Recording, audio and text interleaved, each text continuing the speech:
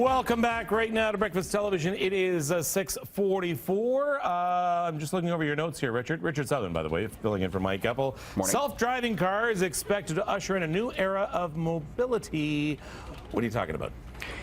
Well, we know self-driving cars are coming, right, Kevin? 5 to 10 years, they say. There'll be a lot of them on the road. And yeah, this is, going to usher in, a new era of mobility. Of experts see driverless cars chauffeuring kids to hockey practice and to dance practice. The elderly and disabled will have new mobility. People will perhaps stay home more because they can send their cars out to do errands. Problem is, as a result, the number of kilometers driven expected to skyrocket by as much as 90% over the next 20 years. And this could cause traffic chaos, gridlock. Experts say government might have to impose congestion pricing on highways, restrict parking in urban centers, add more high occupancy vehicle lanes.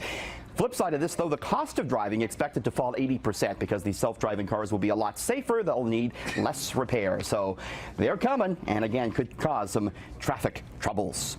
Meantime, movies like Mario Kart and The Legend of Zelda could soon be coming to a theater near you.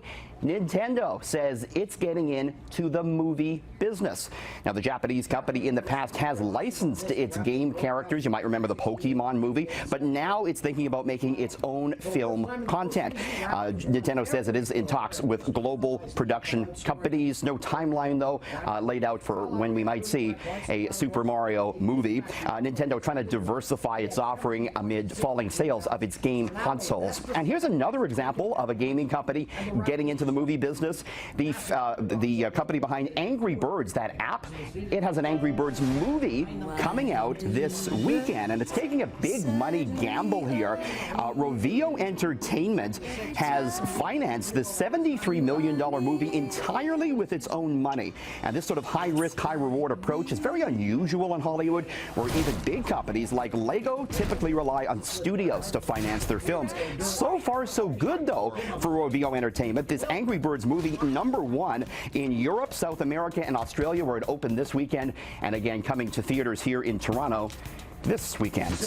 Finally, fast food companies, they're doing whatever they can now to try and capture customers, to try and bring more people in the door. Burger King has installed a sauna in one of its Finnish restaurants, believe it or not. Guests can lie on blue and orange benches wearing Burger King robes and steam by the stone stove. You can even eat inside the spa thanks to servers who will run Whoppers and chicken fries in for you. There is one sauna for every 3 people in Finland, so I suppose it does make sense. The Burger King sauna, folks. Well, the oil market heating up this morning. Price of crude about $47 on some bullish comments from investment bank Goldman Sachs. Goldman says the oil market now into deficit. They're predicting $50 per barrel oil by the end of the year.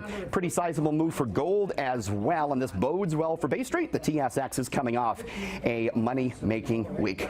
Kevin, back over to you. I'm going to argue that Google congestion story. And you know why? Because the Google cars are going to drive smarter than people. Yes. And I think the #1 reason for congestion is people not yielding properly, driving too fast, too slow, not, going through red lights at the last minute. Doing all those silly things add to the congestion.